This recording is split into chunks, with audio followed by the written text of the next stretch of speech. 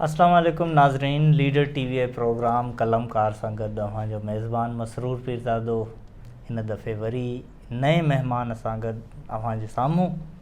अॼु असां सां जेका अदबी गुलशन जो नओं गुल गॾु आहे उहो आहे आजिज़ आशिक़ तुन्यो।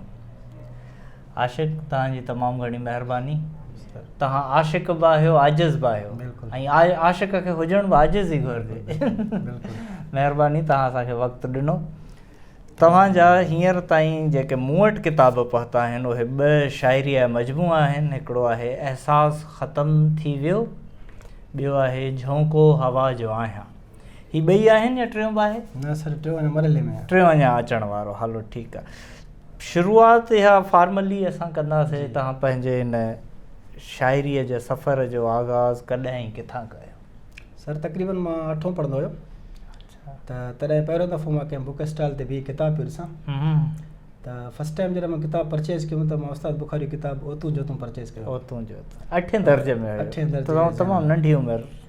त जॾहिं ओतूं जोतूं पढ़ियुमि त उतां मूंखे माना सम्झ में आयो त माना मां बि शाइरी सां वधीक दिलचस्पी रखां थो। जो किताब इहो परचेज़ कयो आहे, किताब वठण वारो ई माना ज़ाहिर आहे इंट्रस्ट हूंदो न उनखे। जो जॾहिं उहा शाइरी पढ़ी, उन शाइरी में एतिरो इंट्रस्ट आयो, एतिरो मज़ो आयो, ऐं उनखां पोइ रेडियो ते जॾहिं उनजा गाना ॿुधा बुखारी साहिब जा त पोइ हिकिड़ो जज़्बो जाॻियो त शायदि माना तव्हांजी फर्स्ट इंस्पिरेशन उस्ताद? जी, उस्ताद बुखारी खां मुतासिर। सही, तमामु सुठो।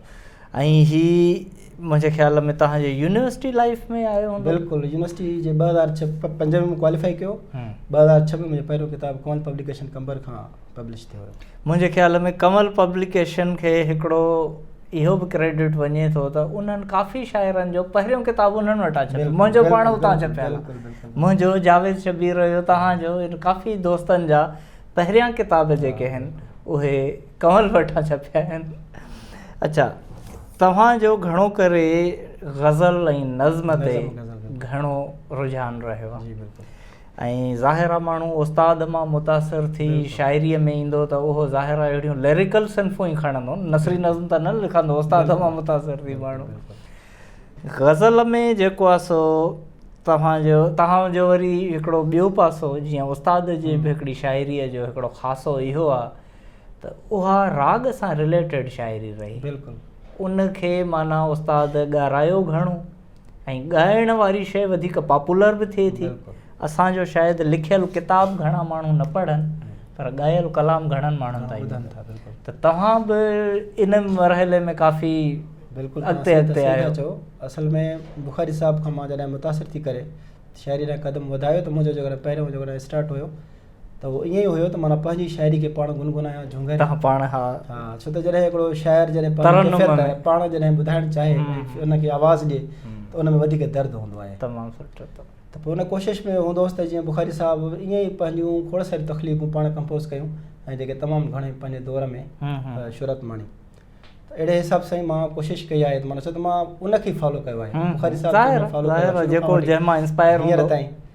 त मूं खोड़ सारा ग़ज़ल जेके आहिनि से मूं कंपोज़ पंहिंजा कया, जेके KTN ते कशिश ते खोड़ सारनि चैनलनि ते हलिया कया, या पोइ उन्हनि उहे माशाल्लाह मुंहिंजी 2 कंपोज़िशन्स टॉप ते आहियूं, माना टॉप 10 जेके सॉन्ग्स हुया उन मुंहिंजी 2 कंपोज़िशन्स आहियूं। पोइ ईअं आहिस्ता आहिस्ता जेको सो खोड़ सारा मां कंपोज़ करे चुको आहियां। दिबाब ॻायो आहे। अच्छा, हा, प्लस में जेको सो असांजो साजिद अली मंगी आहे, उन ॻायो आहे। साजिद अली साजिद ॻायो आहे। मंज़ूर राजा मंज़ूर आहे। खोड़ सारा सिंधी फ़नकार आहिनि। तव्हांजो हिकिड़ो सिंध ते शेर हुयो जेको तव्हां तरन्नुम में 2-3 दफ़ा प्रोग्रामनि में ॻायो। मां चाहींदुसि त असांजे नाज़रीन सां तव्हां उहो वंड कयो ऐं तरन्नुम में ई कयो त ॾाढो मज़ो अची वेंदो। थोरो टाइम लॻंदो। अच्छा, हलो ठीकु आहे। बहरहाल तव्हांखे जेको यादि हुजे उन मां कुझु ॿुधायो। उन मां कुझु ॿुधायो। शायदि मूंखे यादि आहे त पाण शायदि अनीस अंसारी अकेडमीअ जो को प्रोग्राम हुयो जंहिंमें आशिक़ आजिज़ तुन्ये उहो कलाम पंहिंजो जेको आहे ग़ज़ल सिंध जे हवाले सां हुयो, उहो तरन्नुम में पेश कयो हो ऐं उते उहो ॾाढो लॻो मतिलबु त माना मशहूरु थियो ऐं सभिनी खां उन जी दाद वसूल कई साईंअ जन। असां चाहींदासीं त जेकॾहिं उहो तव्हांखे हिते यादि हुजे या उहो न बि हुजे त को ॿियो जेको तव्हांखे हुजे उहो भले ॿुधायो। असल में पहिरियों जॾहिं मूं कंपोज़ कयो जेको ग़ज़ल वो तव्हांखे ॿुधायां थो। पाछन पोयां ड्रोड़ी ड्रोड़ी पंहिंजो वक़्तु विञाईंदे। ज़बरदस्त। पाछन पोयां ड्रोड़ी ड्रोड़ी पंहिंजो वक़्तु विञाईंदे। सारो जीवन तड़पी तड़पी दिल में दर्द पिराईंदे। पाछन पोयां ड्रोड़ी ड्रोड़ी पंहिंजो वक़्तु विञाईंदे।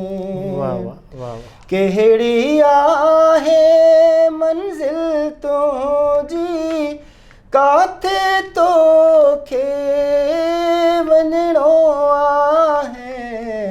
सारो रस्तो कंडा कंडा खुद खे कीअं बचाईंदे। सारो जीवन तड़पी तड़पी दिल में दर्द पिराईंदे। पाछन पोयां ड्रोड़ी ड्रोड़ी पंहिंजो वक़्तु विञाईंदे। पंहिंजो वक़्तु विञाईंदे। वाह वाह। हाणे ॾिसो, जॾहिं इहा शुरूआत असां वटि असांजे शाह लतीफ़ कई। शाह लतीफ़ सिर्फ़ु शेर न लिखियो, पर उनखे पंहिंजे पूरे सुरनि में उनखे कंपोज़ कराईं। उते जेको जिते हू वेहंदो हो भिट ते, उते उनजा फ़क़ीर सभु ॻाईंदा हुआ, जेको सिलसिलो हींअर ताईं जारी सारी आहे। त उहो कलाम, उहो शेर जॾहिं सुर में थो अचे, उहो वधीक असर बि थो करे ऐं उहो देर पाप थो रहे, अमर बि थो थी वञे। तव्हां जंहिं वक़्तु मूंखे महसूसु सहरतारी थो, मूंखे इहो इन वक़्तु महसूसु पियो थिए जंहिं वक़्तु तव्हां इहो तरन्नुम में ॿुधायो पिया, त शायदि इहो तव्हां पढ़ी ॿुधायो हा त एॾो मज़ो न अचे हा शायदि जेको तव्हां तरन्नुम में ॿुधायो। अच्छा, हिननि ॿिनि किताबनि खां पोइ तव्हांजो हाणे टियों मजमूओ बि शाइरीअ जो ई आहे? सर, टियों असल में कहाणी जो आहे, ॿियो इस्लामी नातिया। हा, तव्हांजो नातनि ते बि काफ़ी आहे, उन वाले सां कोशिशि आहे त मां ॿई किताब आणियां। ज़बरदस्त ज़बरदस्त। इहो उर्दूअ में असां वटि तमामु घणो आहे, जंहिंजो बि शाइर जो किताबु अचे थो शुरूअ में नात, हमद नात इहे आहे, सिन्फ़ आहे। हा, त उतां खां शुरूआत करे पोइ बाक़ी शाइरी उनजी आहे, पर असां वटि इहो घटि आहे। तव्हां जेकॾहिं इन ते लिखो था त इहा सुठी रिवायत आहे।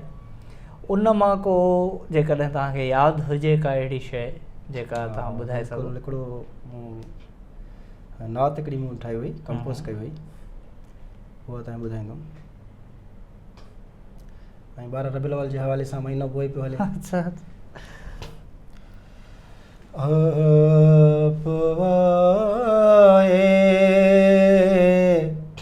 तो रोशनी आई, आप आए तो रोशनी आई, आप आए तो रोशनी आई। वाह। चाँद में जैसे चांदनी आए, आप आए तो रोशनी आई। आप आए तो इस जहां भर में, आप आए तो इस जहां भर में बेसहारों के घर खुशी आई, बेसहारों के घर खुशी आई। चांद में जैसे चांदनी आई, आप आए तो रोशनी आई। सुभान अल्लाह, सुभान अल्लाह। यासीन तमामु सुठो, तमामु सुठो। महिरबानी आशिक़ आजिज़ दुनिया साहब, तव्हांजे सहर तारी कंदड़ आवाज़ सां ही दिलि त चवे पई अञा वधीक ॿुधिजे, पर प्रोग्राम जो वक़्तु असांजो थोरो मुख़्तसर आहे। महिरबानी, वरी तव्हांखे इहा तकलीफ़ ॾींदासीं प्रोग्राम में अचण जी। नाज़रीन, ही प्रोग्राम हिते पुॼाणीअ ते पहुचे थो। ईंदड़ हफ़्ते वरी कंहिं नए महिमान सां जेको तख़लीक़ जा नवां गुल खणी तव्हांजे आॾो ईंदो, पंहिंजे मेज़बान मसरूर पीरज़ादे खे ॾींदा इजाज़त। अल्लाह वाहे।